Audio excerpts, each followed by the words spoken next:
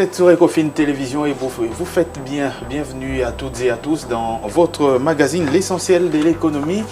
Nous abordons aujourd'hui les 1,49 milliards de dollars américains approuvés par le conseil d'administration de la Banque mondiale en faveur de la République démocratique du Congo pour 4 projets principalement. Nous y revenons dans cette émission avec plus de détails, avec nos analystes sur ces plateaux. Quel impact pour ce financement qui est en tout cas colossal en faveur de la République démocratique du Congo. Et puis à l'Office congolais des contrôles, l'OCC, les agents grondent contre la direction générale. C'est l'occasion pour nous ici de revenir sur l'efficacité et les missions même de cet office congolais. Cet office de contrôle justement fait-il réellement son travail au vu de ce que nous constatons sur les terrains et dans les marchés en République démocratique du Congo en ce qui concerne la qualité même des produits consommés par les Congolais. Nous y revenons avec force et détail. Et puis, nous irons aussi dans le secteur minier pour évoquer la vente de plus de 50% d'actions d'Alpha Mine, des actions appartenant aux Canadiens et aux Américains, au groupe, à l'entreprise émirati IRH. Est-ce que cette vente aura de l'impact, notamment sur le plan sécuritaire dans cette région en proie à l'instabilité depuis la résurgence du M23? Nous y reviendrons avec force et détail. Voilà donc l'essentiel des sujets que nous aborderons ce jour dans l'essentiel de l'économie sur votre télévision. Bienvenue à toutes et à tous. La Banque mondiale a donc approuvé un peu plus de 1 milliard de dollars américains pour la République démocratique du Congo pour financer 4 projets principalement, parmi lesquels le très attendu projet attendu justement par les Congolais mais aussi par l'ensemble du continent africain, le projet du barrage hydroélectrique de Inga. Nous voyons tout ceci dans cet élément. La République démocratique du Congo vient de recevoir un coup de pouce significatif.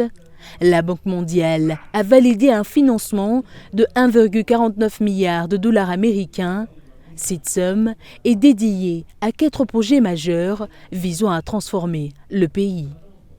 Ce financement s'inscrit dans une logique de soutenir au développement des Congolais.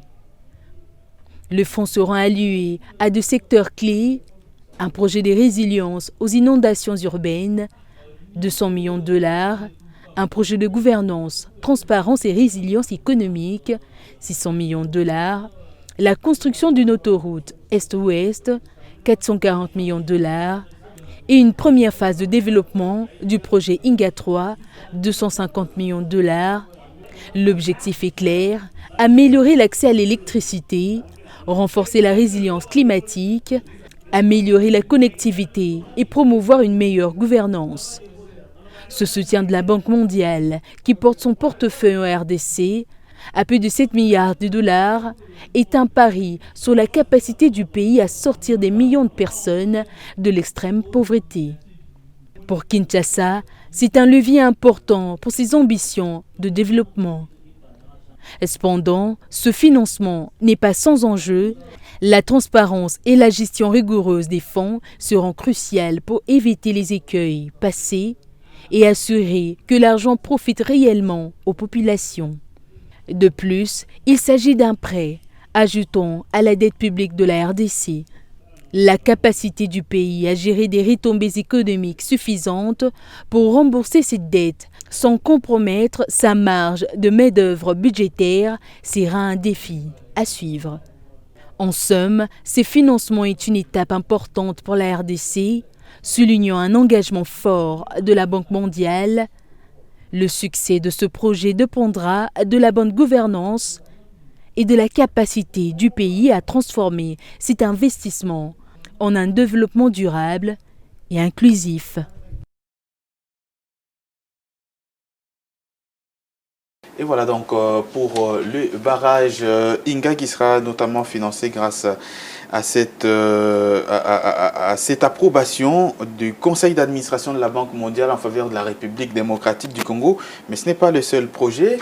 Bonjour Tony Dibendila. Bonjour Patrick Lumbala. Bonjour Igor Biwaka. Bonjour Patrick. Merci beaucoup messieurs d'être sur ce plateau aujourd'hui. Alors Tony Dibendila, quelle lecture peuvent nous faire à cet instant sur ce décaissement de la Banque mondiale en faveur de la République démocratique du Congo, même s'il y a déjà eu des précédents, mais c'est quand même très très important pour la RDC. Mais cela prouve d'abord la confiance que la Banque mondiale fait montre à l'égard de la République démocratique du Congo, et cela prouve également que la gestion de l'économie en RDC se porte bien. C'est-à-dire que quand la Banque mondiale se montre assez ouverte pour financer avec autant de moyens des projets en RDC, on s'est dit qu'ils font confiance à nos institutions en termes de gestion de ces finances. 1,5 milliard de dollars, c'est pas rien. C'est pas rien, surtout que ces fonds visent également les grands projets, Grand Inga dans son volet Inga 3, qui on sait que dans une fois actif, et ça va profiter d'abord à la République démocratique du Congo parce que très peu de foyers bénéficient de l'électricité en RDC, même dans la région, parce que plusieurs pays comme le Nigeria, comme l'Afrique du Sud, attendent la concrétisation de ces projets Inga 3. Et donc, quand on regarde ces dernières années, comment est-ce que la RDC fait preuve de crédibilité en termes de gestion et même de transparence et ainsi de suite, parce que si on regarde un peu plus loin, même avec les FMI, on se rend compte qu'on avait vidé les revues, tous les programmes, et là actuellement on a également d'autres programmes qui peuvent nous rapporter également des milliards de dollars. On se rend compte que les partenaires multilatéraux font de plus en plus confiance à la gestion des finances publiques en RDC. C'est pourquoi justement vous vous rendez compte que les pouvoirs de Kinshasa s'est mis à se débrouiller en tout cas pour lutter contre la corruption, parce que la corruption et l'opacité dans la gestion des finances publiques sont des éléments vus de très mauvais par ces partenaires multilatéraux. Et donc aujourd'hui, quand nous apprenons de telles sommes, parce qu'en fait c'était une très bonne nouvelle quand j'ai appris, mais quand on voit même l'enthousiasme des membres du gouvernement et même de la présidence de la République, parce que même la porte-parole du président en avait fait mention, et donc je crois que nous sommes dans la bonne direction, mais simplement la situation également à l'interne, il faut se montrer de plus en plus intransigeant en termes à l'égard de ceux qui gèrent les fonds de l'État.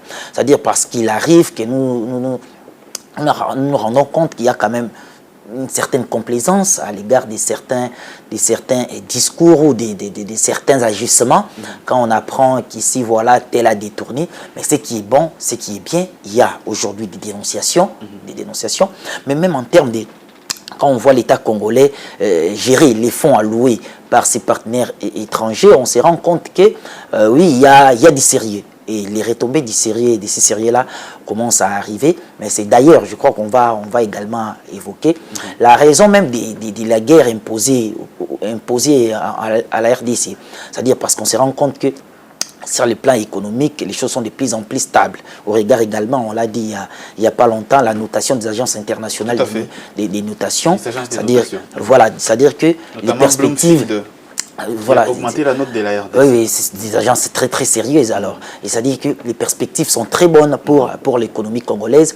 Il faut tenir, mais même à l'intérieur, on les ressent quand on voit la stabilité des taux d'échange depuis un certain temps, quand on voit que les pays capables de payer les manques à gagner aux entreprises pétrolières, par exemple, on en avait accumulé des tas de manques à gagner. Aujourd'hui, on voit que les gouvernements payent et puis on a tellement réduit les coûts, on sent que même en termes de stock stratégique, on a assez de carburant, même en termes de livraison, ainsi de suite. Même les entreprises pétrolières font confiance au gouvernement. C'est ce que nous avons toujours demandé en termes de gestion, mais il faut faire plus. Faire plus en termes de redistribution des ressources à des différentes, faire plus en termes de création d'emplois, parce que ça aussi, ça compte, ça pèse. Nous pouvons avoir des bonnes nouvelles, mais quand ceux qui doivent bénéficier en termes même d'emploi, parce que sans emploi, on ne sait pas comment s'en sortir.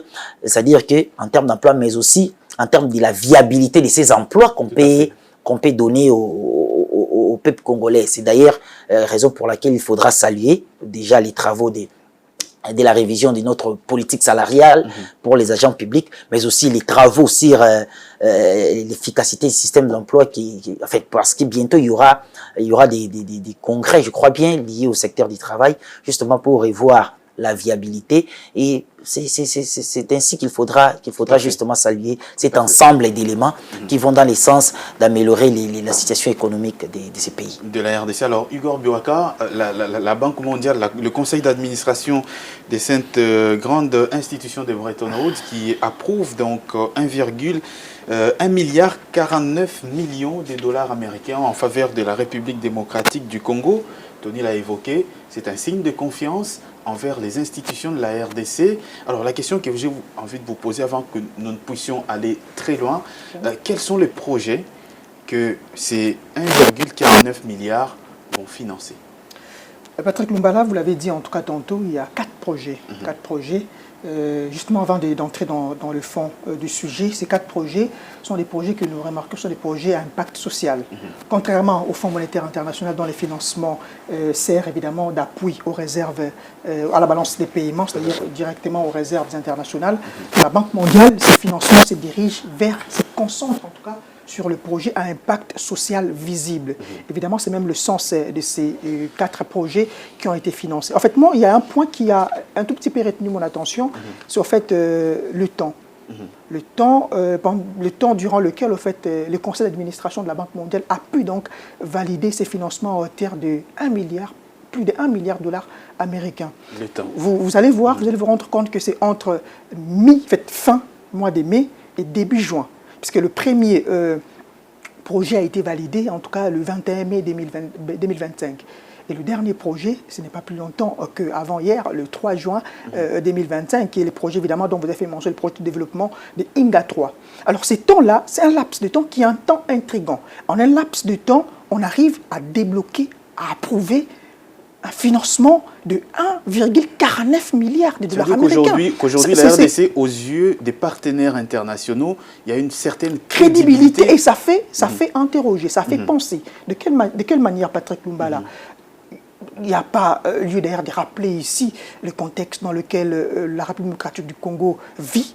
Vous savez que la République démocratique du Congo fait face à une guerre d'agression rwandaise et les implications de la guerre qui vont avec. Voyez-vous, déjà sur fond de choc endogène, nous imposés par une guerre injuste du Rwanda, mais quand même, l'institution de Bretton Woods parvient à nous faire confiance. C'est déjà un point positif à noter. Le deuxième point positif à noter, en fait, c'est une contrainte pour l'économie, mais malgré cela, il y a quand même cette confiance-là. Le fait de la dollarisation de l'économie nationale. Vous savez que notre économie est tellement dollarisée et que, par exemple, 97% des dépôts bancaires se font en devises étrangères, en dollars américains. Mais malgré tous ces contextes-là, malgré toutes ces fluctuations économiques-là, quand même, on fait confiance. Pourquoi on nous fait confiance? C'est la question qu'on devrait également se poser. Parce que, sur papier, on se rend compte qu'il y a quand même une certaine résilience de l'économie congolaise. Et les indicateurs macroéconomiques l'attestent. Et je peux signaler là 2 principaux indicateurs macroéconomiques qui, moi, je trouve, en tout cas à mon humble avis, sont des indicateurs macroéconomiques qui touchent directement le social, qui touchent directement la population. Patrick Lumbala. Il s'agit premièrement d'abord de l'inflation. C'est vrai, on peut beau dire ici, on peut bien parler que voilà, l'inflation, on ne le ressent pas sur le marché. Les choses continuent toujours à flamber, les prix, etc. Il y a toujours une certaine instabilité. Mais n'oublions pas qu'en 2024, Patrick Lumbala, l'année s'est clôturée par un taux d'inflation de 11%. 11% qui revenait en 2023 de 23%. Et quelles sont les implications de cette baisse drastique du taux d'inflation, Patrick Lumbala? C'est la question que l'on peut se poser. Sur papier, c'est déjà, ça conforte au fait la position, n'est-ce pas, de ces institutions de Bretton Woods pour nous faire confiance jusqu'à valider des approbations, des sables budgétaires à hauteur de 1,49 milliard de dollars américains. C'est déjà un aspect positif. Le deuxième indicateur macroéconomique, Patrick Lumbala, que j'aimerais bien signaler ici, en fait, c'est la monnaie nationale, le taux de change, la devise nationale de l'art américain. La relative stabilité du taux de change. Patrick Lumbala, vous allez voir que depuis, je crois, fin 2023, je prends le mois d'octobre, où le taux de change a été à environ 23 300 francs pour un dollar américain, on a remarqué une dévaluation, une démonétisation accrue de la monnaie nationale vis-à-vis de l'art américain, jusqu'à atteindre 28, c'est-à-dire 2800 francs de l'art américain mi-2024. 2024. Voyez-vous? Donc, cette accélération-là a fait en sorte que, n'est-ce pas, sur le marché, qu'on ait une tendance générale de la hausse des prix des biens. On ne l'a pas vu. Mais depuis mi-2024, jusqu'à ce jour, le taux d'échange, voulais-je dire, le taux d'échange est resté stable. Tout à fait. Il s'est maintenu dans sa fourchette de 2800 francs congolais. C'est vrai qu'on ne voit pas encore les implications, mais on peut carrément le voir. On peut le voir comment, Patrick Lumbala. Imaginez quand le taux d'échange ne faisait que grimper. Il y avait en fait des suspicions. On se disait que voilà, on risque d'atteindre la barre des 30. C'est en fait la barre qui était projetée. C'était la barre des 30 qui était projetée. Et du coup, on voyait déjà... Et tout le monde se voyait dans cette barre. On voyait déjà les implications. On voyait déjà les implications que cela devrait générer. On voyait déjà comment ça allait au fait juguler au fait l'atmosphère, la conjoncture économique de notre pays. Voyez-vous, c'était la peur de tout le monde. Mais depuis que cela s'est maintenu, voyez-vous, qu'est-ce qu'on a constaté? On a constaté une certaine relative stabilité également avec des implications du pot de transport en commun. Moindre fluctuation du taux d'échange, Patrick Lumbala, vous allez voir hausse du transport drastique. Même si le taux d'échange ne pouvait que monter, je ne sais, des 50 francs pour le dollar américain, déjà les transporteurs en commun se disaient que voilà, non, le taux d'échange est mati. Et par conséquent, qu'est-ce qu'on faisait? On augmentait également le prix de transport. Donc c'est là, les relatives stabilités a fait en sorte que, n'est-ce pas, on assiste également à cette relative stabilité également des prix de transport en commun, sans évoquer par là, au fait, le prix des histoires des mototaximens. Là, c'est un secteur également à part entière qu'on devrait également réguler. Donc, c'est déjà sur fond de ces, je crois, sur fond de ces indicateurs-là, sur fond, en fait, de ces perspectives-là, que moi, j'estime que la Banque mondiale a pu donc valider avec autant, permettez-moi l'expression, de facilité, n'est-ce pas, ces montants à hauteur de 1,49 milliards de dollars américains. Alors, on revient sur le projet, puisque vous avez parlé de ces 4 projets. Les 4 projets. Le premier projet, c'est le projet, au fait, des résiliences aux inondations urbaines. Patrick Lumbala, financé à hauteur de 200 millions de dollars américains. Le projet de résilience aux inondations urbaines. On peut s'interroger, Patrick Lumbala, sur l'enjeu de ces projets. Puisqu'on regarde bien le communiqué de la Banque mondiale qui nous renseigne sur l'approbation de ces financements-là, dans ces volets de ces projets-là, qu'est-ce que l'on note? L'on note au fait le renforcement des politiques, le renforcement des institutions et le renforcement des infrastructures de la République démocratique du Congo. Quelle politique doit-on renforcer? C'est la question que je me pose. Tout à fait. Je suppose, à mon humble avis, que ce sont des politiques qui sont déjà mises en place pour, évidemment, contrecarrer au fait ces problèmes des inondations. Vous savez, pour rappel, Patrick Lumbala, la République démocratique du Congo a été le théâtre des inondations meurtrières qui ont pratiquement touché Kinshasa, Kalemi, Chopo et même la province du Congo central. Jusqu'à présent, il y a certains quartiers au niveau de Kalemi qui sont engloutis par ces inondations-là, perturbant l'activité économique, noyant en fait la population dans une désolation totale et complète. Donc, avec ces projets, on ne peut que se satisfaire, Patrick Lumbala. Et je suppose, comme je l'ai dit tantôt ici, on suppose que ces politiques-là, n'est-ce pas, sont des politiques qui viendront évidemment renforcer en fait, les mécanismes d'appui qui ont été déjà mis en place préalablement pour résoudre ces problèmes-là. Le deuxième problème, c'est le renforcement des institutions, Patrick Lumbala. Il s'agit de quelles institutions? Il ne s'agit pas de renforcer les institutions. Cela ne veut pas dire que, voilà, prendre cet argent, se remplir le poche et ne pas réaliser en fait, ces projets-là.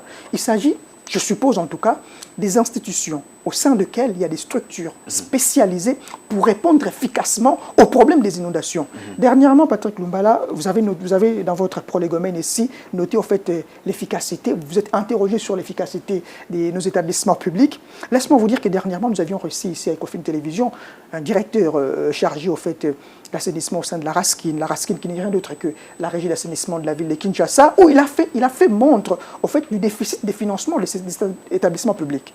Voyez-vous? Et quand déjà vous avez des structures pareilles qui manquent de financement pour répondre efficacement aux missions qui leur sont assignées, c'est un problème. Et donc, grâce à ces financements pareils, ce sont des financements qui viendront pour faire quoi? Pour justement optimiser la qualité du travail de ces institutions-là. Et en dernier ressort, ce sont les infrastructures de la République démocratique du Congo. Je suppose également que ce sera un service qui sera mis au point, non seulement pour construire des infrastructures, mais également pour entretenir des infrastructures déjà existantes. Et c'est très important, puisqu'il s'agit ici d'un projet de résilience aux inondations urbaines. Et dans le fond encore du projet puisqu'on parle de ces projets, Patrick Lumbala, on souligne également la gestion des déchets solides.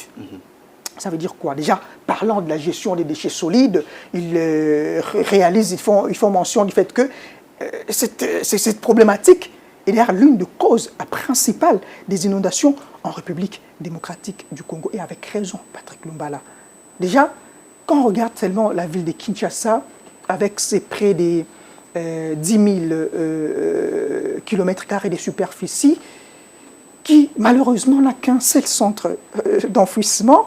Un centre d'enfouissement, je dirais, qui a été, j'ai au fait tendance ici à dire qu'il a été officiellement remis aux autorités hier seulement, puisque c'est écœurant. C'est écœurant, pourquoi? Parce que, à titre de comparaison, même si comparaison n'est pas raison, en fait, même si comparaison n'est pas raison, voulais-je dire, à titre de comparaison, quand on voit la ville de Paris, avec ses 105 km², qui a plus d'une dizaine de centres d'enfouissement, on dira Paris c'est France, et France on suppose que ce sont des extraterrestres qui y vivent, malheureusement pas. Des humains comme nous. On voit la ville de Johannesburg avec ses près de 1700 km² de superficie, avec plus de 5 centres d'enfouissement. On dira Johannesburg c'est Eldorado, Afrique du Sud, donc c'est comme si encore qu'il y avait des extraterrestres qui y vivaient, malheureusement pas. Et que Kinshasa manque des centres d'enfouissement, c'est écœurant. C'est justement un problème cuisson et à la base de ces inondations. Parce qu'on souligne ici l'inondation comme étant l'une des principales, en fait, la gestion des déchets solides comme une des principales causes des inondations en République démocratique du Congo. Voyez-vous, Patrick Lumbala, où je vais en venir exactement? Donc c'est très écœurant. Et Kinshasa, comme ville, en fait, si on parle de l'accession du pays à la souveraineté internationale, c'est depuis 1960, Kinshasa, ce centre d'enfouissement a été créé il n'y a pas longtemps qu'en 2010. Donc durant 50 ans, la ville de Kinshasa a existé sans centre d'enfouissement. Et donc 50 ans de déchets, puisqu'on sait bien que la durée des vies de déchets, c'est plus d'un siècle. Les déchets plastiques, par exemple. C'est plus d'un siècle. Donc, on se rend compte que les déchets qui ont été produits depuis 1960 ou encore 1970 jusqu'à présent n'ont jamais été gérés à bon escient.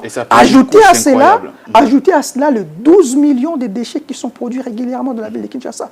Allez-y comprendre à quoi ressemble la ville de Kinshasa. Si ce n'est une poubelle géante, permettez-moi l'expression, Patrick Lumbala. Tout à fait. Et on suppose en tout cas qu'avec ces financements-là, Patrick Lumbala, on va résoudre tout ce qu'on veut ici, c'est que cela soit une résolution à impact visible, et que l'on ressente quelque chose, que l'on voit vraiment quelque chose dans le social, dans le vécu, dans le quotidien de la population congolaise, Patrick Lumbala. Ça, en fait, c'est le premier projet. Le deuxième projet, sans pourtant vous interloquer... On va y revenir rapidement. On va y revenir avec les autres projets tout au long de l'émission. Tony Dibendila, on a l'impression... que le financement est là, bien sûr, mais est-ce que l'État ne doit pas prendre des garde-fous pour pouvoir éviter notamment les tares qu'on connaît en RDC, ce qui concerne notamment la mégestion, les détournements et comme ça? Mais je crois que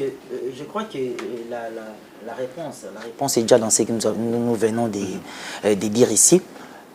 Ces financements d'1,5 milliard, 449 millions de dollars américains, en fait 1,5 milliard de dollars américains en faveur des 4 projets en RDC, cela relève la confiance que la Banque mondiale fait à l'égard de la République démocratique du Congo, mais aussi les retours de la Banque mondiale en ce qu'on peut appeler ces investissements dans les grands projets au Congo, parce que ça faisait un temps en tout cas, il n'y avait pas de financement, autant de financement en faveur. Et puis il faudra souligner que cela arrive quelques temps après la fin du deuxième programme que la RDC, la revue du FMI, que la RDC a totalement rempli.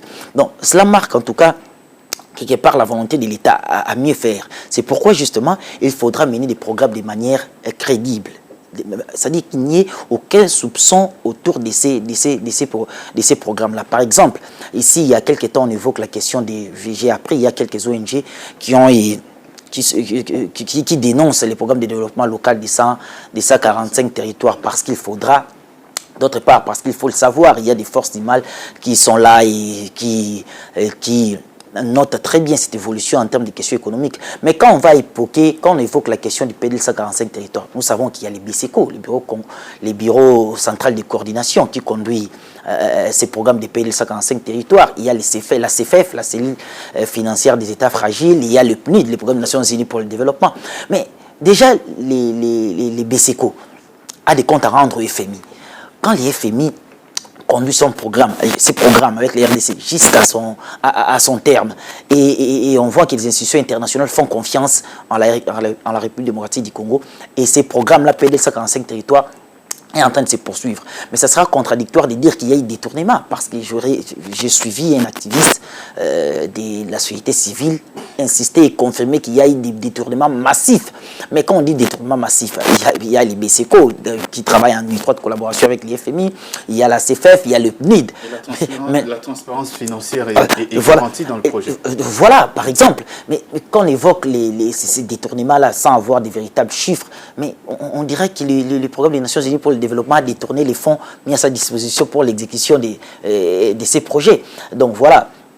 Il faudra en tout cas éviter qu'il y ait des accusations de cette nature-là, parce que déjà, c'est que les institutions, les partenaires multilatéraux de la RDC sont en train de faire preuve, de beaucoup, c'est-à-dire de confiance à l'égard de la gouvernance économique et politique de la République démocratique du Congo, parce qu'il faudra regarder de plus près, mais c'est les symboliques quand même du financement de Inga 3. Imaginez un Congo, 60% de foyers ont un accès à l'électricité. Cela sous-entend que les secteurs industriels et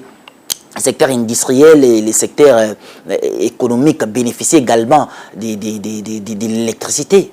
Imaginez un Congo où il y a la connectivité en termes de voies de communication, ainsi de suite. C'est-à-dire un Congo intégré. Parce qu'avec la taille de la République démocratique du Congo, le manque d'intégration, l'enclavement des territoires est un véritable défi. Imaginez un Congo connecté à l'intérieur avec de l'électricité, un accès à l'électricité amélioré. Dans 10-15 ans, ce sera autre chose.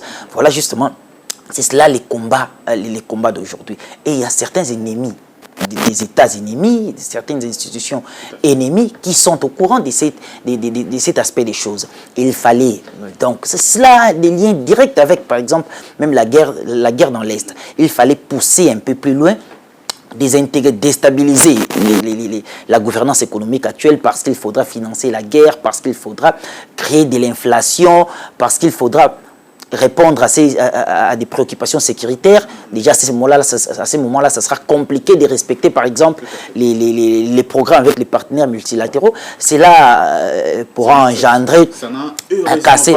Voilà, ça pourra casser l'élan. Et voilà, ça dit, ceux qui mènent la guerre voient un peu plus loin. En gros, c'est ce qui est en train de se passer. Heureusement, la gouvernance économique de l'RDC, imaginez, le Congo, c'est aujourd'hui un pays en guerre. Il y a des pans entiers qui sont occupés par les forces ennemies. Mais quand les institutions comme la Banque mondiale acceptent de débourser autant de moyens pour des projets structurels, alors il faut encourager et saluer ce qui est en train d'être fait en termes de gestion de la situation économique en RDC. Effectivement. Alors, Igor Biwaka, on va revenir sur les différents projets, mais tout en y ajoutant une autre question. C'est vrai, la Banque mondiale finance, mais à long terme, il y a quand même des répercussions sur la dette de la République démocratique du Congo. Est-ce qu'on peut dire que ces financements vont vraiment constituer un risque d'accroissement de notre dette en RDC? Déjà, il faudrait rappeler ici le fait que la barre de dette publique en République démocratique du Congo a dépassé déjà les 10 milliards, donc nous sommes dans les 10 milliards de dollars américains. La gestion de la dette, c'est encore une autre question à se poser. Pourquoi? Parce que déjà, il faut rappeler ici le fait que tous les États du monde sont endettés. Même les États les plus développés, Patrick Lumumba, même les États-Unis d'Amérique, c'est un pays dont la dette publique également est élevée. Tout à fait. Voyez-vous?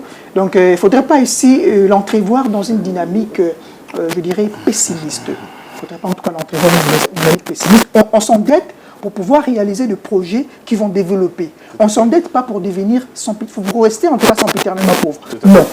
Voyez-vous? Donc tout dépend en fait de la manière dont vous allez gérer les ressources, n'est-ce pas, que vous avez pu emprunter. C'est ça même la grande question. C'est ce qu'on était en train de dire tantôt ici.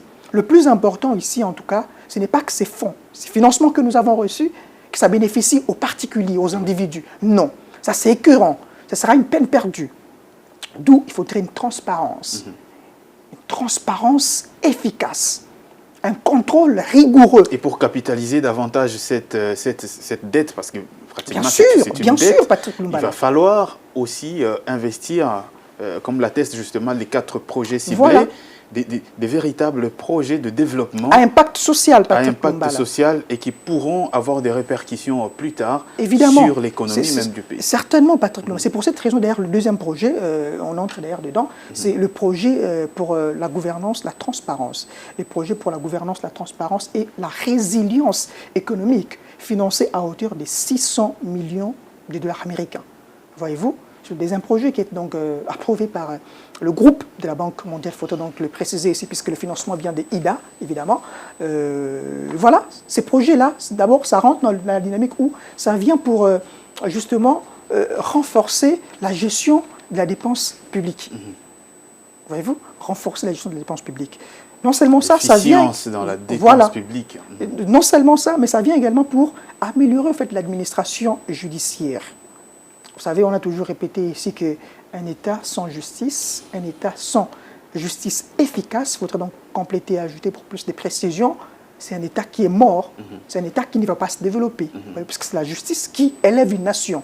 Lorsque votre secteur judiciaire est vraiment dans un piteux état, c'est difficile. C'est pour cette raison, en tout cas, on a pensé également à mettre un accent particulier sur cela. Mais également, toujours dans le cadre de ces mêmes projets, il y a également une part qui sera réservée pour le secteur énergétique. Le secteur énergétique, je me réserve en tout cas le droit de commenter dans ces projets. Pourquoi? Parce qu'il y a une autre part de projet, n'est-ce pas, qui donne vraiment le financement à ce secteur-là. Il s'agit du 3e projet, qui est le projet de développement INGA 3, financé à hauteur d'abord de 250 millions de dollars américains, c'est un projet qui doit regrouper une affaire de 1 milliard de dollars américains. On a montré en fait les implications nationales, n'est-ce pas, de ces projets, mais également régionales, parce que c'est un projet qui ne va pas seulement bénéficier à la République, qui ne va pas que bénéficier à la République du Congo, c'est un projet qui va bénéficier à d'autres pays dans la région, mais également dans la sous-région. C'est un projet que d'autres pays suivent également de près. Voyez-vous, ils suivent ça de près, ces projets-là. Mais seulement, en revenant un peu sur la part de la République démocratique du Congo, puisque la République démocratique du Congo, c'est un pays qui se trouve, dont le déficit en énergie est criant, Patrick Lumbala. Tout à fait. Il n'y a que 21% de Congolais qui bénéficient aujourd'hui à un raccordement à l'électricité. C'est incroyable. Sur le plus de 100 millions d'âmes, si on peut évaluer en termes de chiffres, il n'y a que approximativement 21 millions de Congolais qui bénéficient d'un raccordement à l'électricité. Allez-y comprendre que l'électricité, c'est le socle même du développement. L'électricité donc liée à l'industrialisation, la transformation et autres. Sans électricité, c'est déjà l'électricité, je dirais même que c'est un critère de développement d'un État, d'un pays. Pourtant, nous avons les ressources qu'il faut pour nous permettre de couvrir non seulement la République démocratique du Congo, Patrick Lumbala, mais de couvrir toute l'Afrique. Tout à fait. Et c'est possible grâce à nos ressources. C'est pour cette raison, en tout cas, le fait que, en tout cas pour moi, la Banque mondiale ait approuvé ces premiers décaissements, puisque ce n'est qu'un premier décaissement de ces projets INGA 3. En tout cas, en ce qui concerne le projet voilà, de c'est un INGA. projet de 1 milliard de dollars américains, de plus d'1 milliard de dollars américains. Et ça, ce n'est qu'un premier décaissement de 250 millions de dollars américains, évidemment, pour résoudre, pour connecter une affaire de 1,2 million de la population dans des communautés locales, particulièrement au Congo central. Voyez-vous donc l'impact de ces projets. Donc ici encore, on martèle, on insiste, puisque ces projets vont être, évidemment, ces financements sera géré par l'ADEPI, qui n'est rien d'autre que l'Agence pour le développement et, je crois, la promotion du Grand INGA, du projet Grand INGA 3, ADEPI, RDC en sigle, qui est au fait l'établissement, je dirais, la structure, qui va donc s'occuper au fait de ces projets, de la matérialisation de ces projets, de la phase préparatoire à la phase de construction, évidemment, de ces INGA 3. On espère qu'ils en feront bon usage. Tout à fait. Et ça doit faire réfléchir, ça doit faire penser, mais surtout, ça doit faire agir dans le sens que, n'est-ce pas, que cette dette, que ces crédits, puisqu'on parle des crédits que ces crédits qu'on est en train de contracter auprès des institutions multilatérales, auprès des institutions des Bretton Woods, que ces crédits ne soient pas un vain crédit qu'on va regretter plus tard. Parce que déjà, il faut souligner le fait qu'ici, qu'avec la Banque mondiale, on se rend compte que le niveau de financement, n'est-ce pas, avec la Banque mondiale, a atteint plus de 7 milliards de dollars américains, dont 1 milliard a été débloqué il n'y a pas longtemps. Donc, ce qui prouve à suffisance qu'en tout cas, on revient encore sur la confiance que cette institution des Bretton Woods est en train d'accorder à la République démocratique du Congo. Et pour finir, Patrick Lumbala, il s'agit là du 4e projet, qui n'est rien d'autre que le projet également d'appui à la connectivité, mais également au transport. Donc ça, c'est un projet qui est financé à hauteur, je crois, si je ne m'abuse, à 440 millions de dollars américains pour relier, puisque c'est un projet dont l'objectif est évidemment de relier la partie est à la partie ouest de la République démocratique du Congo avec des buts-images de plus de 200 km des infrastructures routières. C'est très important. Quand on parle des infrastructures routières, on sait bien les implications qui s'en suivent. Route rime avec développement. Voyez-vous? Donc c'est très important. Mais aussi, ce qu'il y a à noter également toujours dans le cadre de ces projets, c'est au fait le pont qui sera jeté à la rivière Lualaba. Tout à fait.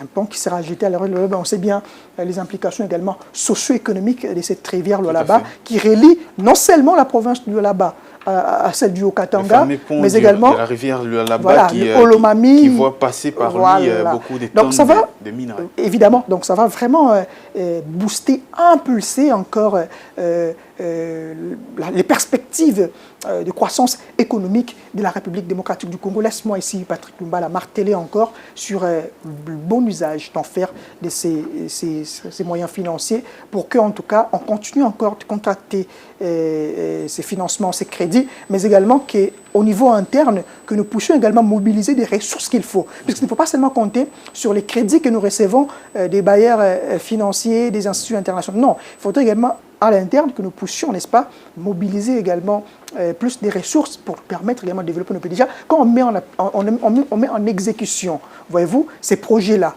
on met en exécution ces différents projets et qu'on arrive, on arrive à sa matérialisation, vous verrez que Patrick Lumbala, on n'aura plus besoin de contracter des dettes, on n'aura plus besoin de tendre la main, on n'aura plus besoin... comme Madame Smith l'a dit, la main invisible qui vous contrôle à tout bout de champ, on va plus se soumettre à cette politique de la main tendue, mais on sera à mesure nous-mêmes de mobiliser assez de fonds pour nous venir en charge. Pour nous venir en charge nous-mêmes, on va terminer ces sujets par vous, Tony Dibendela, toujours sur cette question de la dette. Quelle lecture faites-vous à votre niveau sur cette question justement de la dette? Est-ce qu'elle va peser dans l'avenir sur la RDC ou il est temps de capitaliser davantage pour que ces projets puissent bénéficier dans l'avenir? Il y a un adage qui dit qu'on ne prête qu'aux riches. On ne prête qu'aux riches. C'est-à-dire cette dette que le Congo est aujourd'hui bénéficiaire a été accordée parce que ces institutions estiment que le Congo est capable de payer, est capable de rembourser. Et donc moi je crois que, et comme je l'ai dit tantôt, il faudra, le plus important, c'est que le Congo soit capable de mobiliser ses propres ressources à l'interne pour répondre à des défis qui sont les siens. C'est-à-dire les défis de développement, du capital humain, la construction de ces infrastructures.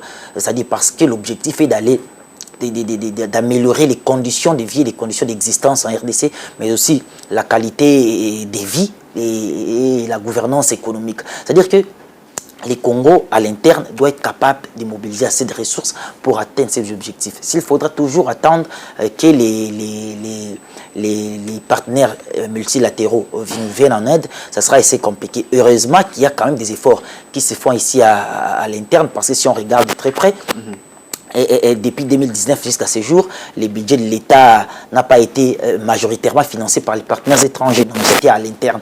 Et donc voilà, ce sont des efforts que nous devons continuer à fournir, que l'État congolais, la gouvernance politique doit fournir, des efforts que la gouvernance politique doit fournir en faveur de la gestion économique du pays. Quoique le contexte sécuritaire surtout est très difficile pour le pays, mais on estime que cela permettra, la mobilisation efficace des ressources à l'interne permettra à ce que les pays atteignent ces objectifs et que nous puissions répondre aux défis d'aujourd'hui et de l'avenir. Aux défis d'aujourd'hui et de l'avenir, c'est donc ce qu'on pouvait dire sur, je le rappelle, cette décision du conseil d'administration de la Banque mondiale de décaisser en faveur de la République démocratique du Congo 1,49 milliard de dollars américains pour 4 projets, principalement des projets de développement. On va tout de suite passer à autre chose. C'est l'Office congolais des contrôles. En début de semaine, il y a eu grogne au sein de cet office, des agents qui réclament notamment plusieurs mois d'arriérés des salaires, mais aussi le paiement des décomptes finaux. Mais nous, ce qui nous intéresse dans cette émission, c'est de voir l'efficacité même de cette entreprise, ce service public de l'État, qui est l'Office congolais des contrôles. Et pour en avoir les cœurs nets et un peu plus de précisions, regardez ceci.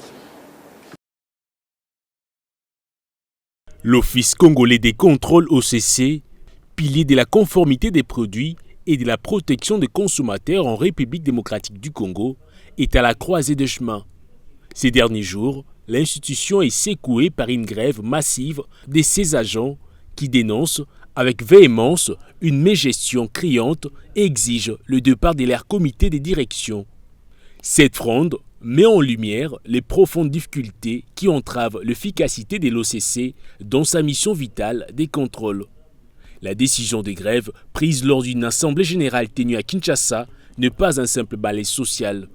Les agents de l'OCC, répartis sur l'ensemble du territoire, pointent du doigt des problèmes systémiques, des retards de paiement de salaires allant jusqu'à 2 mois, un manque d'accès aux soins de santé appropriés et une absence criante de frais de fonctionnement dans de nombreuses entités territoriales.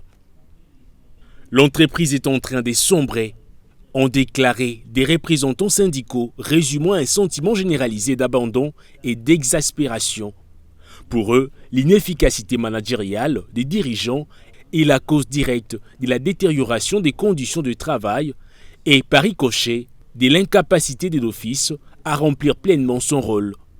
Le mandat de l'OCC est pourtant essentiel, assurer les contrôles de la qualité et de la conformité des produits importés et locaux, certifier les exportations et lutter contre la contrefaçon et la fraude. Ces missions sont capitales pour la santé publique, la protection des consommateurs et la promotion d'un environnement commercial sain.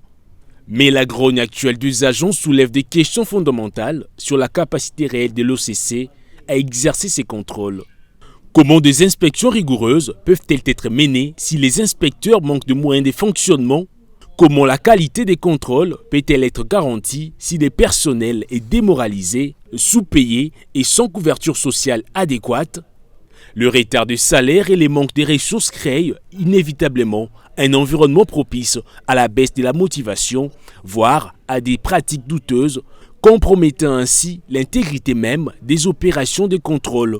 La crédibilité des certifications et l'impact de l'OCC sur le marché sont directement menacés par cette crise interne. Le gouvernement est désormais face à une situation urgente. Au-delà des revendications salariales, c'est l'avenir de l'Office congolais des contrôles qui est en jeu. Pour que l'OCC retrouve sa pleine efficacité et regagner la confiance du public et des opérateurs économiques, une réforme en profondeur s'impose. Elle devra non seulement répondre aux doléances légitimes des agents, mais aussi s'attaquer aux racines de la mégestion et garantir une allocation transparente et suffisante des ressources. La relance de l'OCC est un impératif national. C'est la condition sine qua non pour que la RDC puisse véritablement garantir la qualité des produits sur son marché et se positionner comme un partenaire commercial fiable sur la scène internationale. Et voilà donc pour cette situation à l'Office congolais des contrôles, Igor Biwaka.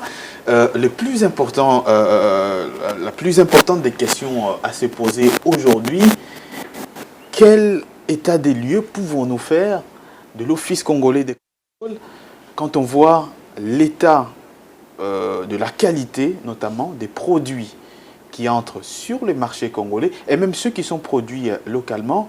On a l'impression que l'aspect contrôle des produits que consomme la population congolaise est quasiment inexistante. Patrick Lumbala, je vais un tout petit peu essayer d'étendre cette question à presque plusieurs autres établissements publics en République démocratique du Congo où l'on constate une certaine inefficacité dans les missions qui leur sont préalablement assignées. Alors, je commence d'abord par l'Office congolais de contrôle, comme vous l'avez dit. Ce n'est pas n'importe quel établissement public. Je dirais plutôt c'est un organe qui sert de pont entre le marché congolais et l'extérieur. Donc, il y a lieu que, n'est-ce pas, cet établissement-là soit un établissement qui reflète un engagement sérieux des autorités. Tout à fait. Ça doit être un établissement qui reflète, au fait, une bonne gouvernance. Vous parlez, au fait, des contestations. Qu'est-ce qu'ils contestent, ces agents de l'OCC? Ils contestent, vous avez dit ici, les arriérés, de leurs émoluments, de leurs salaires. Ils contestent le fait que la classe dirigeante au sein des établissements publics a une gestion peu efficace qu'ils jugent en tout cas. Ils contestent le fait que, n'est-ce pas, cet établissement a une certaine insolvabilité, voulais-je dire, auprès au fait, des institutions hospitalières, des structures hospitalières, ce qui fait en sorte que, n'est-ce pas, les agents ne sont pas pris en charge sur le plan sanitaire. Vous savez, lorsqu'on n'est pas pris en charge, les implications que ça donne, on ne sera pas en bonne santé, on ne sera pas performant au sein de cette structure-là. Et donc, toutes ces revendications réunies, ça prouve au fait la fragilité de l'établissement, qui a une mission importante, qui a une mission, je dirais, stratosphérique. Permettez-moi en fait d'exagérer un tout petit peu, parce que c'est une mission très importante. Pourquoi? Parce qu'il ne contrôle pas, il contrôle quoi, Patrick, puisque on parle de contrôle. Mais il contrôle, permettez-moi de mettre en exergue un aspect, il contrôle la qualité des produits que nous consommons, Patrick. Et bien sûr. Il contrôle la qualité des produits que la République démocratique du Congo consomme, que les Congolais consomment. On peut même dire que c'est les gendarmes, Patrick, de la santé des Congolais. Tu m'as complété, Patrick. Donc, ce n'est pas un organe où on peut le gérer, au fait, de manière, je dirais,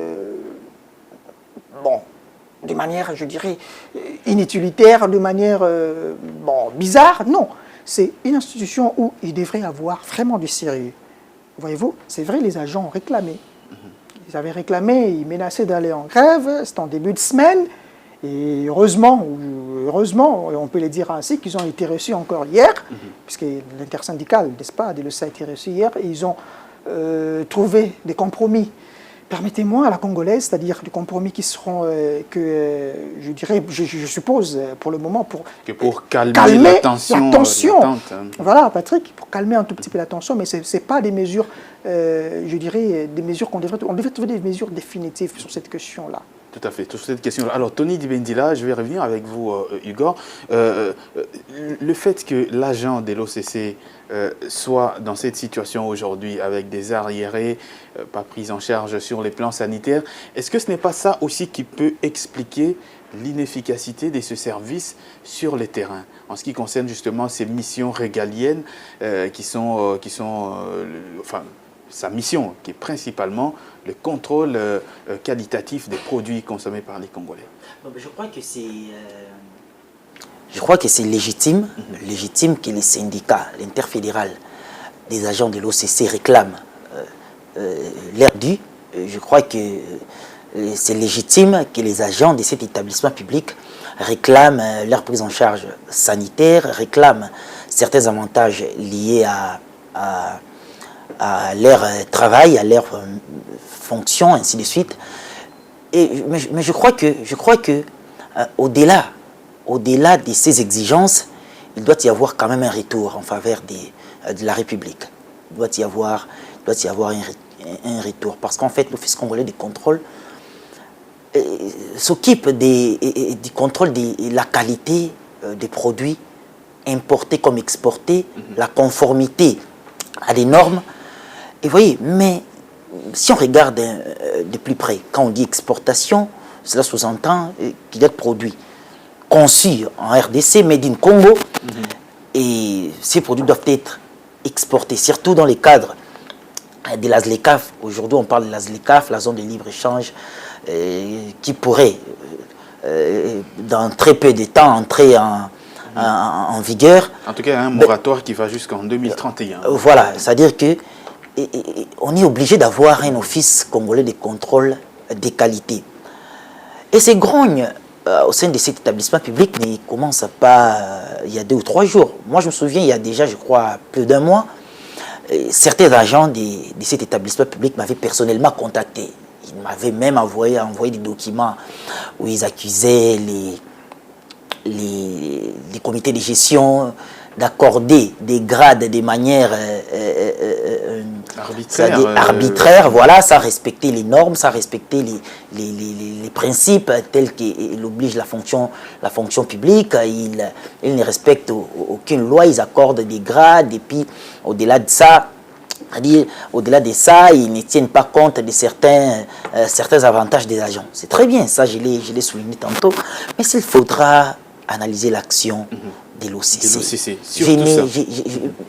On n'a même pas posé 1001 questions, mais aller à la commune industrielle délimitée ici, aller voir la qualité des produits. Je ne parle pas des entreprises clandestines, je parle des entreprises qui payent des taxes et qui fonctionnent ici. Il n'y a pas longtemps, les ministères même du commerce extérieur avaient interdit la consommation de certaines qualités, je crois, des riz qui étaient vendus dans les marchés ici à Kinshasa, en RDC, et même, je crois, même de certains vivres. Et ce n'est pas la première fois. On se souvient même, il n'y a pas longtemps, le gouverneur de la ville de Kinshasa avait interdit la consommation de ce qu'on appelle ici communément soupe na tolo, c'est-à-dire des whisky là, concis sans prendre en compte certaines normes. Mais l'OCC existait quand le gouverneur de la ville de Kinshasa avait interdit justement la consommation de ces produits. Alors que c'est des choses que l'OCC devait prévenir en amont. Voilà par exemple. C'est-à-dire on n'a qu'à faire un tour ici. On a l'impression que ce que consomment les Congolais n'est pas assez contrôlé. Or, c'est justement le travail de l'OCC. Mais est-ce que les exigences des agents, on peut les mesurer avec les rendements de cet établissement public et dire que oui, ça correspond? C'est légitime, ils n'ont qu'à exiger ce qui est de leur droit. Mais de l'autre part, il faudrait exiger également de la qualité du travail. D'ailleurs, le ministre du Commerce extérieur, Julien Paluku, l'avait reconnu en évoquant la mise en place bientôt des laboratoires appropriés pour un contrôle efficace un contrôle efficace des produits à la fois qui sont conçus ici, made in Congo, et voilà, et des produits qui peuvent venir ailleurs, importés ici en RDC. Je crois que c'est une réforme qui doit être mise en place le plus tôt possible. Parce que, d'autre part, vous pouvez... je crois que les agents de l'OCC peuvent se justifier en disant qu'ils n'ont pas de moyens matériels conséquents pour faire leur travail comme il se doit. C'est aussi la part de responsabilité du comité de gestion, le management. Parce que je crois que l'OCC fait quand même des recettes. Mais après, on vous dira, parce que d'ailleurs l'ancien ministre des Finances l'avait souligné, ces établissements publics-là ne font pas de bénéfices. Et l'actuel Premier ministre, Madame Judith Soulinois, avait clairement dit que ces établissements-là, pas que l'OCC, il l'avait dit en gros, ces établissements, ces entreprises publiques manipulent des chiffres. Il est déjà difficile de savoir s'ils se font des bénéfices ou pas. S'ils font des bénéfices ou pas, mais au moins aujourd'hui, on ne peut que noter les côtés assez inefficaces de l'action de l'OCC. Allez, après, il faudra prendre en compte cet aspect des choses et pour voir comment améliorer dans les jours à venir, parce qu'on sait que cela exige également du gouvernement congolais à travers le ministère du Commerce extérieur assez de courage et de volonté pour améliorer cette question-là, parce qu'on ne peut pas exposer tout un peuple à consommer des produits qui n'ont pas bénéficié d'un contrôle adéquat. Et surtout qu'au Congo, il y a l'histoire des corruptions aussi, c'est-à-dire on est peut-être enclin à la corruption. C'est-à-dire il peut y avoir des agents qui peuvent accepter des pots de vin pour laisser passer des produits et les conséquences peuvent être désastreuses. Sur la santé, de la population congolaise. On a noté ici, Igor Biwaka, ce qu'on peut qualifier de manière claire l'inefficacité de l'action de l'OCC en ce qui concerne ses missions principales. Mais est-ce que ce service reçoit vraiment les moyens nécessaires pour mener à bon sa mission. Patrick Lumbala, je l'ai dit tantôt ici, quand j'avais pris la parole en tout cas, que je ne vais pas seulement m'apaisantir sur l'OCC, puisque c'est, je dirais, une réalité que l'on ne trouve pas seulement dans l'OCC, mais on le trouve également auprès de plusieurs autres établissements publics, où on se rend compte que le manque de financement entraîne une inefficacité totale. Mais la question que moi je me suis toujours posée, on met en place un établissement public qu'on ne finance pas. On s'attend à quoi? Qu'il fasse des bénéfices.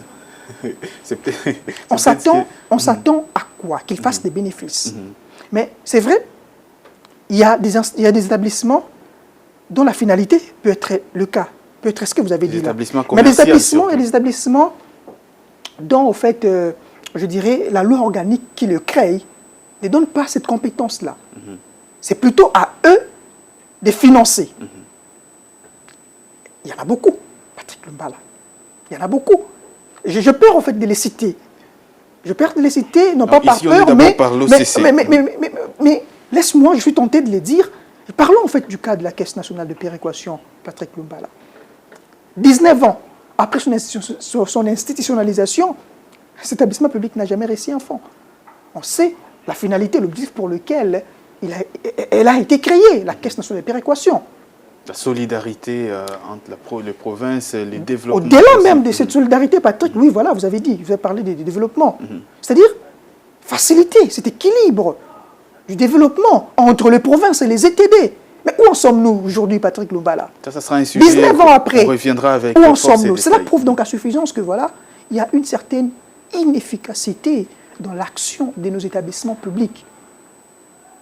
Mais paradoxalement, Patrick, je suis tenté de dire ici, il y a cette inefficacité, mais les animateurs qui sont là sont gracieusement payés. Pourquoi? Gracieusement payés les animateurs dont les établissements ne fonctionnent pas bien. Ça doit faire penser, ça doit faire gamberger et ça doit faire agir. Ça doit faire agir pour changer les choses, Patrick. Lorsqu'on le sait dans notre pays, ce n'est pas caché, les établissements, les entreprises publiques et tout ce qui va avec sont considérés comme des leviers de partage de pouvoir. Et généralement, c'est derrière l'une des choses, également qui doit changer, Patrick. Déjà, quand vous partez dans cette optique-là, comment voulez-vous améliorer les choses? Comment voulez-vous s'attendre à un rendement positif de ces établissements publics-là? Donc, c'est impossible. C'est une mission impossible, Patrick Lumbala. Et c'est ce qui justifie pour moi, n'est-ce pas, cette inefficacité, ces flops dans les missions assignées préalablement à ces établissements. Tout à fait, préalablement à ces établissements. On va en tout cas clôturer avec ce chapitre puisque nous courons derrière les temps pour entamer notre dernier sujet dans cette émission. Nous sommes dans le secteur minier. L'entreprise américaine Alphamine, située dans le territoire des Walikale dans le nord Kivu, eh bien, ces actionnaires majoritaires, les Américains et les Canadiens, ont tout simplement décidé de vendre leur part à une entreprise émiratie qui vient d'Abu Dhabi, IRH en sigle. Alors, quelle lecture faire justement de cette situation? Avant d'en parler, regardez les détails pour vous rafraîchir la mémoire de l'importance stratégique de cette entreprise dans cette contrée du pays. Le monde minier congolais est en pleine ébullition. La société Emirati International Resources Holding a fait une acquisition majeure en prenant une participation de contrôle de 56% dans Alphamine Resources. Cette transaction, estimée à 367 millions de dollars américains, voit le fonds d'investissement américain Denham Capital se désengager d'un actif stratégique. La mine de Bizi, l'un des plus grands producteurs d'éthène au monde. Le départ de Denham Capital de Bizi est particulièrement notable. Les États-Unis cherchent activement à sécuriser leur approvisionnement en minerais critiques, essentiels à leur transition énergétique et technologique. Pourtant, un acteur américain majeur s'éloigne ici d'une source de plus importante d'éthène au monde. Est-ce un signe de désintérêt ou un réalignement stratégique plus complexe? Face à ces retraits, IRH, filiale du géant IHC, ses positions n'avaient que force. Déjà présent à Zambie avec Mopani, la société émirati étend son empreinte africaine, consolidant sa stratégie de sécuriser des actifs miniers de premier ordre. Une démonstration claire de l'appétit croissant des investisseurs du Moyen-Orient pour les richesses du sous-sol congolais. L'acquisition des Bizi par IRH ne peut être dissociée de la réalité du Nord Kivu. La mine opère dans une région déchirée par l'insécurité et l'activisme des groupes armés, notamment le M23. Alpha Mine a d'ailleurs connu 2 interruptions forçant la suspension temporaire de ses activités en mars dernier, après l'avancée des rebelles, avant de reprendre en avril. Ces contextes posent des questions fondamentales. Comment IRH compte-t-elle garantir la sécurité de ses opérations et de son personnel? Quel sera le coût de cette sécurité dans une zone à haut risque? Cette transaction reflète-t-elle une confiance dans une résolution imminente du conflit ou un calcul de risque audacieux? La diligence est raisonnable et la traçabilité de l'éthène essentielle pour éviter d'alimenter directement les conflits seront sous surveillance. Cette vente intervient alors que Kinshasa et Washington sont engagés dans des négociations cruciales pour un deal minier stratégique.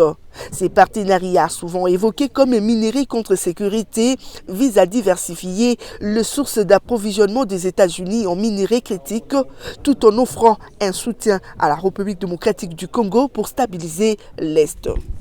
Le désengagement d'un acteur américain d'une mine d'éthène aussi significative au profit d'un investisseur non occidental pourrait être perçu comme un signal ambigu pour ces partenariats en gestation. Cela met en lumière la compétition féroce pour les ressources congolaises et soulève des questions sur la capacité des États-Unis à concrétiser rapidement leur ambition face à des acteurs économiques globaux agiles. Pour la République démocratique du Congo, l'enjeu est de maximiser les retombées de tous les investissements, qu'ils soient américains, émiratis ou autres, pour le développement de ces populations. L'acquisition d'Alpha Mine par IRH est un rappel frappant. La République démocratique du Congo, avec ses trésors miniers, reste au cœur des ambitions économiques et géopolitiques mondiales malgré le défi sécuritaire.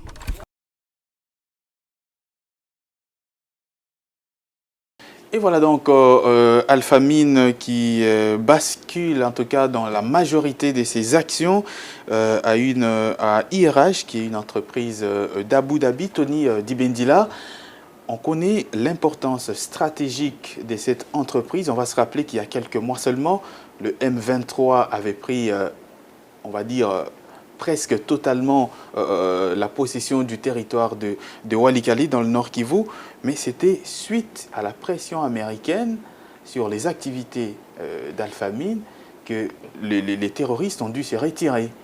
Aujourd'hui, les Américains se retirent de l'actionnariat de cette entreprise Alpha Mine à Bissier. Quelle lecture pouvons-nous en faire? Bon, dès que j'avais appris qu'Alpha Mine avait pris la décision de vendre sa participation pour la mine d'éthène de Bissier dans les Walikale,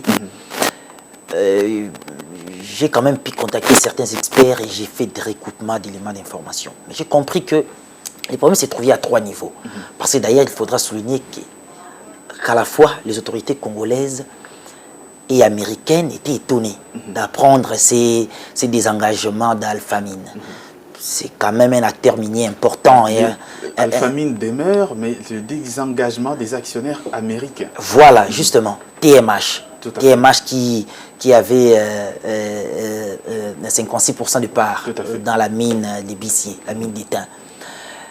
Mais justement, c'est ce désengagement de cet actionnaire, ces Américains et Canadiens, a à la fois étonné les autorités de la RDC et même les autorités des États-Unis d'Amérique. Parce qu'il faudra rappeler qu'il n'y a pas longtemps, il y a eu une interruption temporaire des activités à cette mine à Walikale lorsque les M23 avaient avancé. C'est-à-dire que la guerre de l'Est a des liens directs avec la production minière en République démocratique du Congo. Et donc, après les échanges avec les experts, j'ai recoupé en multiples... J'ai pu recouper quelques éléments d'information. Les problèmes se trouvent à 3 niveaux. D'abord, c'est la question de l'instabilité sécuritaire. Je viens de le dire tantôt ici, la mine des Bissiers ne fonctionnait plus, il n'y avait plus d'activité lorsque les M23 avaient occupé cette partie-là pendant quelques jours. Mais après, ils ont reculé en brandissant quelqu'un. On sait qu'il y a eu des pressions américaines, et ainsi de suite. Mais c'est d'ailleurs ce qui nous amène au deuxième élément de ces retraits des actionnaires majoritaires. Cette interruption, cette suspension des activités temporaires a entraîné des coûts importants en termes de production et même dans les finances des alphamines. Et cela a été en défaveur des TMH, justement. Mais après, j'apprends également qu'il y a eu des pressions géopolitiques. Mais aujourd'hui, vous n'avez qu'à regarder comment est-ce que les communicateurs du mouvement armé pro-Rwanda M23 FC sont en train de quasiment jubiler du départ d'Alphamine. Qu'est-ce qui peut se cacher derrière voilà justement, j'arrive. Ils se disent qu'ils ont gagné quelque part. En fait, c'est un message lancé à l'égard des deals miniers en gestation. Je crois que vous n'avez pas oublié qu'il y a, je crois, quelques 2 ou 3 jours, le président Tshisekedi a mis en place une équipe qui doit coordonner avec pour mission accélérer les deals miniers entre la RDC et les États-Unis d'Amérique. C'est-à-dire qu'il fallait maintenant formaliser, on est à l'étape de la formalisation de cet accord qui est en gestation.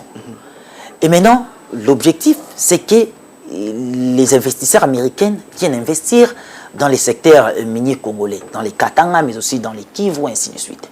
Mais lorsqu'on apprend les départs des actionnaires américains, canadiens, qui occupaient la grande part des actions d'Alphamine, mais cela sous-entend, c'est les messages du mouvement armé M23 FC et même du Rwanda, c'est de dire que vous ne pouvez rien faire sans nous.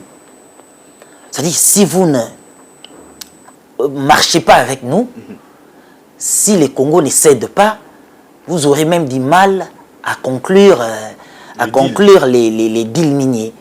Exemple, les concrétiser sur terrain. Exemple, les départs. Parce qu'il ne faut pas oublier, les entreprises américaines ne fonctionnent pas comme les Chinois et autres.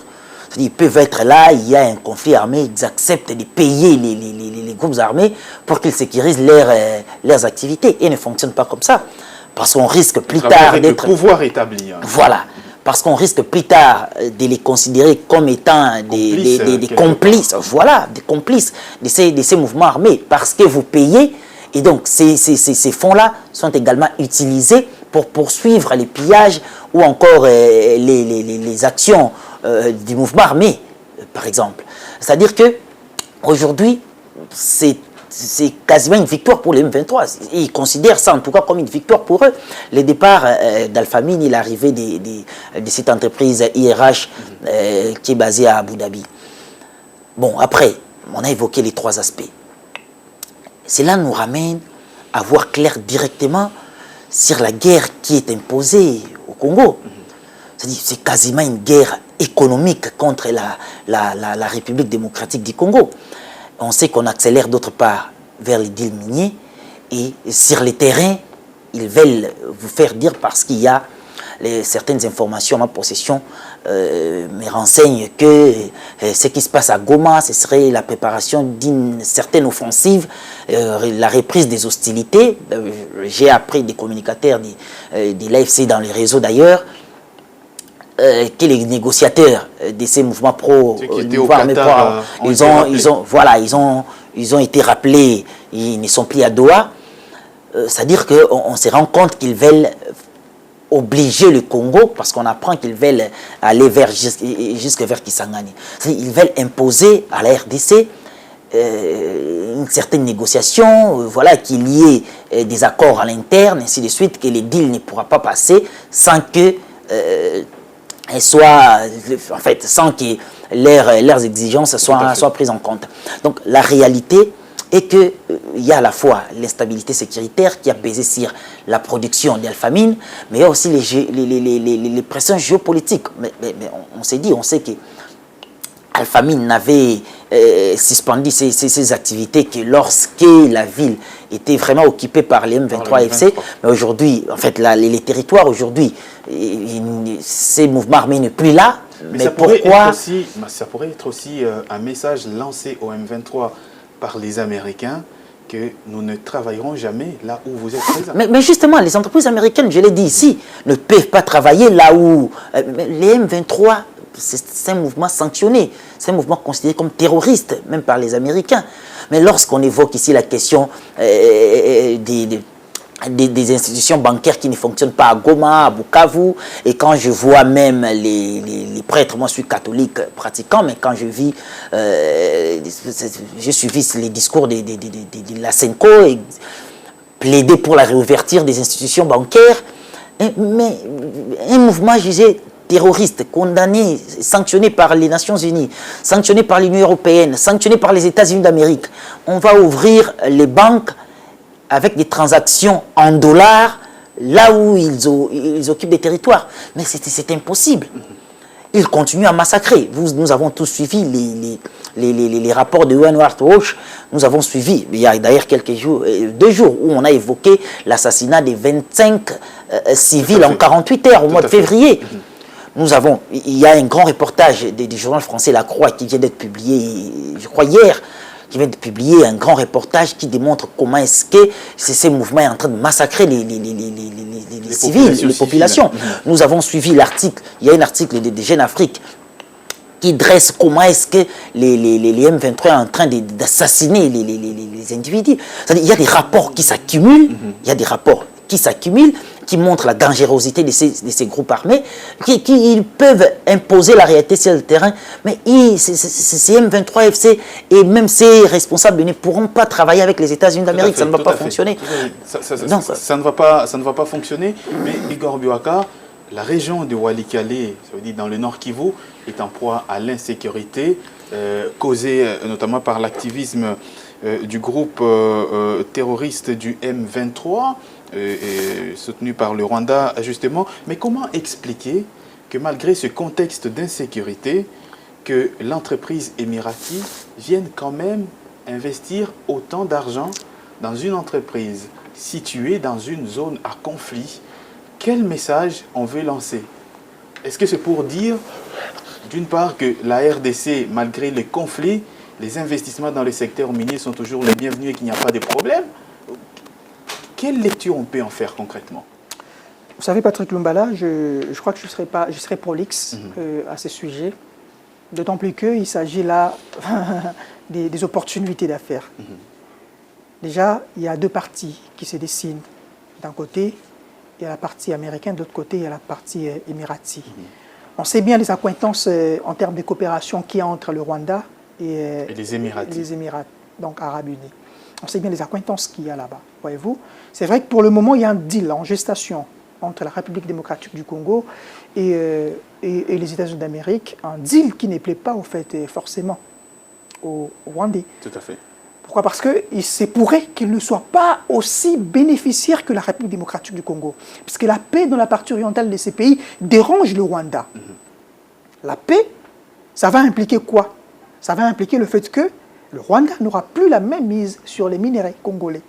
Pourtant, son économie repose sur ces pillages qu'il fait des minéraux congolais. Voyez-vous? Et donc, c'est une forme de pression. Déjà, Alphamine, il faut rappeler ici qu'ils avaient suspendu leurs activités. Ah oui. Ces géants dans la production de l'étain, évidemment, avaient suspendu ces productions. On sait bien que l'étain, c'est cette matière-là qui est très importante à l'aune ici de la transition. En tout cas, la mine qu'occupe Alphamine actuellement, celle des Bissières, représente 6% de la production mondiale d'étain. Voilà, avec une part annuelle de 20 000 tonnes. Voyez-vous, donc c'est énorme. C'est énorme. Voyez-vous, c'est significatif, Patrick Lumbala. Donc, de l'autre côté, c'est un pays qui est, les Émirats Arabes Unis, c'est un pays, je dirais, qui aime au fait la technologie, un pays qui veut se positionner, vraiment être au cœur de la technologie. Pourquoi? Parce qu'ils ont compris que la technologie, c'est le socle même du développement. Voyez-vous, c'est la pièce du puzzle du développement. Et pour eux, ça représente une opportunité. Voyez-vous, c'est pour cette raison qu'ils sont, en tout cas, montrés favorables à cette option-là, jugeant que les Américains, comme on l'a dit tantôt ici, que les Américains ne sont pas vraiment très fans à l'idée de négocier directement avec ces rebelles qu'ils ont sanctionnés. C'est encore un fait. C'est un fait important qu'il faut prendre en considération pour être factuel, en tout cas, dans la faisabilité des choses. C'est vraiment un fait à prendre en compte. Et on sait bien les coopérations qu'il y a, parce que la plupart des minerais que le Rwanda exporte ailleurs, ça passe par les Émirats arabes unis, etc., d'autres pays-là, du Golfe Persique. Cela veut dire que pour Émirats, eux... le Qatar notamment. Voilà, et cela représente pour eux donc une opportunité. Et pour le M23 et le Rwanda, c'est une forme de pression pour dire que voilà, on doit également avoir une part considérable sur la table des négociations qu'il y a entre vous, donc c'est-à-dire leur maître, le Rwanda, et la République démocratique du Congo, sous évidemment le gîte des Américains. Voilà un tout petit peu, en fait, ma lecture par rapport à ça, mais je trouve que ça ne fera pas long feu, puisque cette partie-là très belle, ils seront affaiblis. Ça, c'est une évidence.